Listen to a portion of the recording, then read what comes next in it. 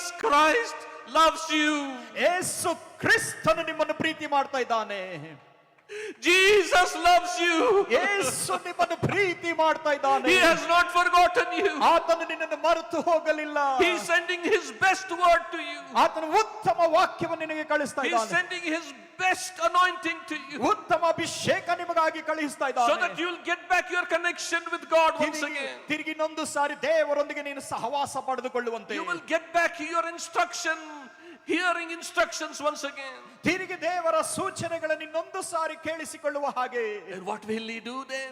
ಆಮೇಲೆ ಆತನ ಏನ್ ಮಾಡ್ತಾನೆ? The supply will not stop.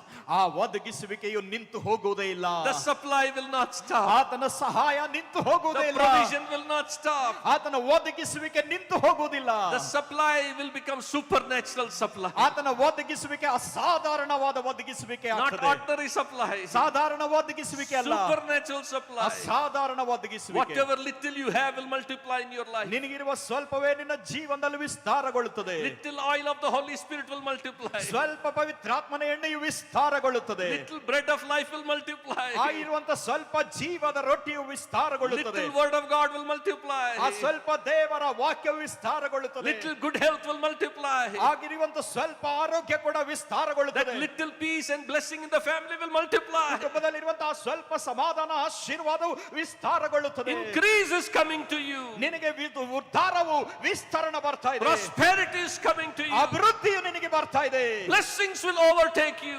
ಆಶೀರ್ವಾದಗಳು ನಿನ್ನನ್ನು ತುಂಬಿ ತುಳುಕುತ್ತವೆ. God has good plans for you to give you future and hope. ನಿನಗೆ ನಿರೀಕ್ಷೆಯನ್ನು ಮತ್ತು ಭವಿಷ್ಯತ್ತನ್ನು ಕೊಡ್ಲಿಕ್ಕೆ ದೇವರು ಹಿತಕರವಾದ ಯೋಚನೆಗಳನ್ನು ನಿನಗೋಸ್ಕರ ಮಾಡಿದ್ದಾನೆ. God loves you and he cares for you believers. ವಿಶ್ವಾಸಿಗಳೇ, ದೇವರು ನಿನ್ನನ್ನು ಪ್ರೀತಿ ಮಾಡ್ತಾನೆ, ನಿನಗೋಸ್ಕರ He ಚಿಂತಿಸುತ್ತಾನೆ. is going to revive the last day church. ಅಂತ್ಯಕಾಲದ ಸಭೆಯನ್ನು ಆತನು ಉಜ್ಜೀವಗೊಳಿಸುತ್ತಾನೆ. Oh, he is going to bring them back in connection with him and hearing his instructions. ಆತನೊಂದಿಗೆ ತಿರುಗಿ ಸಂಬಂಧವನ್ನು ತಂದು ಆತನ ಸೂಚನೆಗಳನ್ನು ಕೇಳುವಂತೆ ಮಾಡುತ್ತಾನೆ. And he will supply all your needs liberally. ಆತ ನಿಮ್ಮೆಲ್ಲ ಅಗತ್ಯಗಳನ್ನು ಧಾರಾಳವಾಗಿ ಪೂರೈಸ್ತಾನೆ. Not only that, ಅಷ್ಟು ಮಾತ್ರವೇ ಅಲ್ಲ, now listen something beautiful. ಈಗ ಬಹಳ ಸುಂದರವಾದ ಸಂಗತಿ ಕೇಳಿಸಿಕೊಳ್ಳಿ. Elijah told her, ಏಲಿಯನ ಆಕೆಗೆ ಹೇಳಿದ್ದಾನೆ, first give little bread here. ಸ್ವಲ್ಪ ರೊಟ್ಟಿ ಮೊದಲು ಇಲ್ಲಿ ಕೊಡು, First you give it to me. ಮೊದಲು ನನಗೆ ಕೊಡು. If so-called prosperity preachers are there, ಒಂದು ವೇಳೆ ಆ ಅಭಿವೃದ್ಧಿಯ ಪ್ರಸಂಗಿಗಳಿಂದ ಕರೆಯಲ್ಪಡುವಂತವರು ಇರುವುದಾದ್ರೆ, they'll say, give to my anointing, give to my ministry, give to me. ನನ್ನ ಸೇವೆಗೆ, ನನ್ನ ಅಭಿಷೇಕಕ್ಕೆ ನನಗೆ ಕೊಡು ಎಂಬುದಾಗಿ ಅವರು ಹೇಳ್ತಾ Yes, ಇದ್ದಾರೆ. only if you sow in my life, in my ministry, it will multiply. ನನ್ನ ಸೇವೆಯಲ್ಲಿ, ನನ್ನ ಜೀವನದಲ್ಲಿ ಬಿತ್ತಿದರೆ ಮಾತ್ರ ಅದು ವಿಸ್ತಾರಗೊಳ್ಳುತ್ತದೆ. That is not the revelation here. ಇಲ್ಲಿರುವಂತ ಪ್ರಕಟಣೆಯು ಅದಲ್ಲ. No. ಇಲ್ಲ. God sent prophet Elijah to teach the church, to teach the believer, to teach that widow. ದೇವರು ಪ್ರವಾದಿಯಾದ ಏಲಿಯನನ್ನು ಆ ಸಭೆಗೆ, ಆ ವಿಧವೆಗೆ ಕಲಿಸಲಿಕ್ಕೋಸ್ಕರ ಕಳುಹಿಸಿಕೊಟ್ಟಿದ್ದಾನೆ. What was the lesson the widow had to learn? ಆ ವಿಧವೆ ಕಲಿಬೇಕಾಗಿರುವಂತ ಪಾಠವೇನು? Don't be preoccupied with yourself. ನಿನ್ನ ಆಲೋಚನೆಗಳಲ್ಲೇ ನೀನು ಮುಳುಗಿ ಹೋಗಬೇಡ. Oh, I have only little. ನನಗೆ ಸ್ವಲ್ಪ ಮಾತ್ರ ಇದೆ. We will eat this. ಇದನ್ನ ಊಟ ಮಾಡಿ I will die. ನಾನು ಸಾಯ್ತೇನೆ, My son will die. ನನ್ನ ಮಗನು ಸಾಯ್ತಾನೆ. Just thinking about yourself and dying. ಕೇವಲ ನಿನ್ನ ಬಗ್ಗೆ ಯೋಚನೆ ಮಾಡಿ ಸಾಯುವಂತದಲ್ಲ. All the time, me.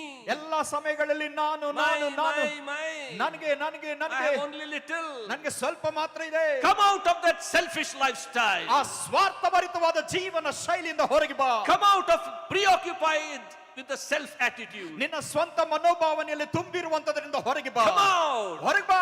Look at the need of others. ಇತರರ ಅಗತ್ಯ ನೋಡು. Help others. ಇತರರಿಗೆ ಸಹಾಯ Bless ಮಾಡು. others. ಇತರರನ್ನು Care for ಆಶೀರ್ವದಿಸು. others.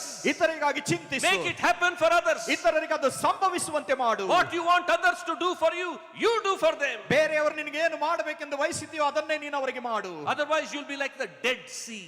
ಇಲ್ಲದಿದ್ರೆ ನೀನು ಮೃತ ಸಮುದ್ರದ ಹಾಗಿರುತ್ತೀಯ. Dead Sea doesn't have any outlets. ಮೃತ ಸಮುದ್ರಕ್ಕೆ ಹೊರಗೆ ಹೋಗುವಂತ ಭಾಗವಿಲ್ಲ. So it dies, everything is dead there. ಅದಕ್ಕೋಸ್ಕರ ಅಲ್ಲಿಗೆ ಬರುವಂತದರೊಳಗೆ ಬರುವಂತ ಎಲ್ಲವೂ ಸತ್ತು ಹೋಗ್ತದೆ. You want life? ನಿಮಗೆ ಜೀವ ಬೇಕಾ? Start living for God and live for others. ನೀನು ದೇವರಿಗಾಗಿ ಇತರರಿಗಾಗಿ ಜೀವಿಸಲಿಕ್ಕೆ You ಪ್ರಾರಂಭಿಸು. see how life will come. ಹೇಗೆ ಜೀವ ಬರುತ್ತದೆ How ನೋಡು. blessings will come. ಆಶೀರ್ವಾದ ಹೇಗೆ ಬರುತ್ತದೆ ಎಂಬುದಾಗಿ ನೋಡು. Become selfless.